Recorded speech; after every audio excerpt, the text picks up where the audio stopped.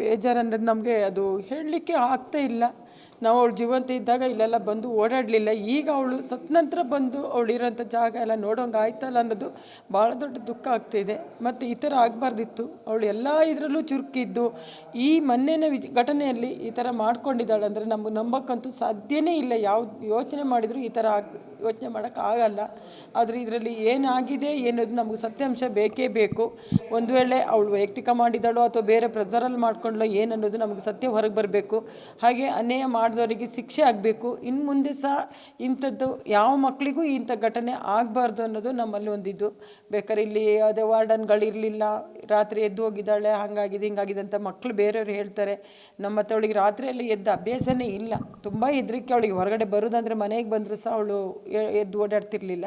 ಆದರೆ ಈಗ ಮೊನ್ನೆ ವಿಚಾರದಲ್ಲಿ ಎದ್ದು ಹೋಗಿ ಹಿಂಗಾಗಿದೆ, ಅದು ಅವಳು ಯೂಸ್ ಮಾಡೋ ಬಾತ್ರೂಮ್ ಬಿಟ್ಟು ಬೇರೆ ಇನ್ನು ಹೋಸರಿ ಹೋಗಿದ್ದು ಹುಡುಗಿ ಬಾತ್ರೂಮಿಗೆ ಹೋಗಿ ಹೆಂಗೆ ಮಾಡ್ಕೊಂಡಿದ್ದಾಳೆ ಅಂದರೆ ಅದು ನಂಬಲಾರಂಥ ವಿಷಯನೇ.